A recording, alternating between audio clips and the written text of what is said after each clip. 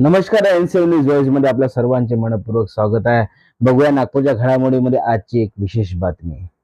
तब्बल 35 वर्षांच्या प्रदीर्घ ज्ञानसेवा, विद्यार्थ्यांच्या आयुष्यात दिलेला योग्य दिशा आणि आजारावर मात करत दाखवलेला अथांग धैर्य.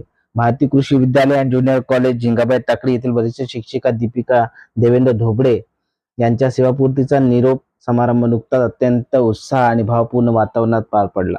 1991 मध्ये तासिका तत्वावर सुरू झालेला हा प्रवास 1994 मध्ये नियमित सेवेत बदलला. उत्कृष्ट अध्यापन, शिस्तप्रिय स्वभाव, वक्तशीरपणा आणि विद्यार्थ्यांप्रती असलेल्या समर्पणामुळे 2019 मध्ये त्यांना पर्यवेक्षकीय म्हणून पदोन्नती झाली.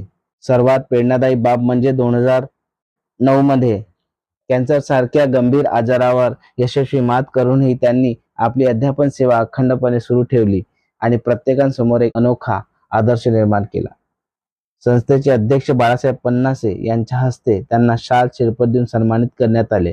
यावेळी संस्थेचे सचिव राकेशभाऊ पन्नासे, कोषाध्यक्ष प्रज्ञा पन्नासे, संचालक तीर्थराज पन्नासे, प्राचार्य अर्चना पन्नासे, मुख्याध्यापिका रंजना पेंदाम यांच्यासह अनेक मान्यवर, शिक्षक, माजी विद्यार्थी मोठ्या संख्येने उपस्थित होते. गांधीबाग ते शाळा सायकलने केलेला प्रवास आणि विद्यार्थ्यांनी सादर केलेल्या कवितांमुळे संपूर्ण वातावरण भारावून गेले होते. सत्काराला उत्तर देताना दीपिका तुपकर म्हणाल्या, प्रत्येक व्यक्तीने प्रत्येक दिवस आनंदात असायला पाहिजे.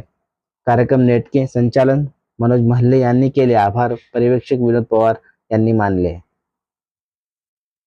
अशाच बातम्यांसाठी बघत राहा N7 न्यूज व्हॉइस. चॅनलला लाईक करा, शेअर करा, सबस्क्राईब करायला विसरू नका. धन्यवाद.